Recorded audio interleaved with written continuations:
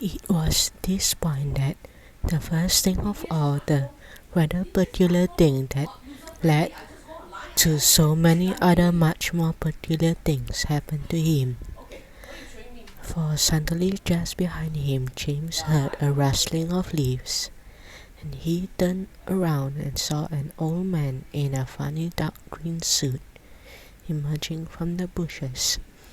He was a very small old man, but he had a huge bald head and a face that was covered all over with bristly black whiskers. He stopped when he was about 3 yards away, and he stood there leaning on his stick and staring hard at James. When he spoke, he was very slow and gritty.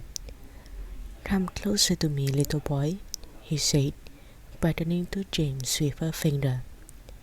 "Come right up close to me and I will show you something wonderful."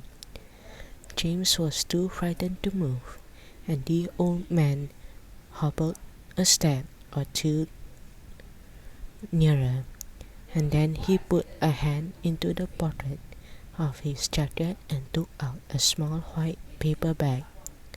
"You see this?" he whispered, waving this bag gently and to and fro in front of James's face. "You know what this is, my dear? You know what's inside this little bag?" Then he came nearer still, leaning forward, and he pushed his face so close to James that James could feel breath blowing on his cheeks. The breath smelled musty and stale and slightly mouth wet, like air in an old cellar. "Take a look, my dear," he said, opening the bag and tilting it towards James.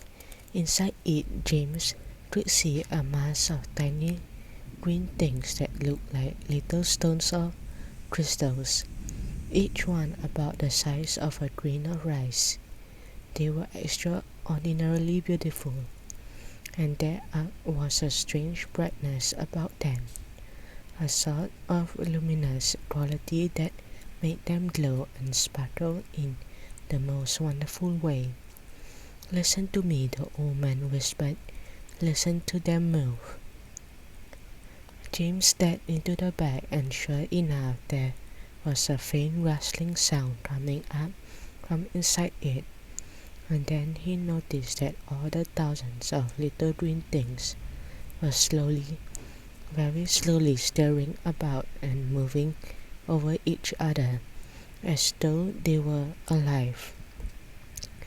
There's small power and magic in those things in there than in all the rest of the world put together," the old man said softly.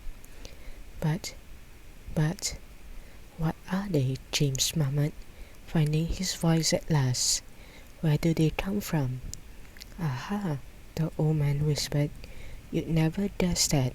He was crouching a little now and pushing his face still closer and closer to James, until the tip of his long nose was actually touching the skin of James's forehead.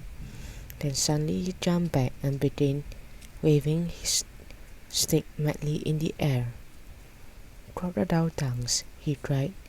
1,000 long slimy crocodile tongues bound in the skull of a dead witch for 20 days and might, with the eyeballs of a lizard, at the fingers of a young monkey, the gizzard of a pig, and the beak of a green parrot, the juice of a porcupine, and 3 spoons of sugar. Still for another week, and then let the moon do the rest." All at once he pushed the white paper bag into James's hands and said, "Here, you take it. It's yours."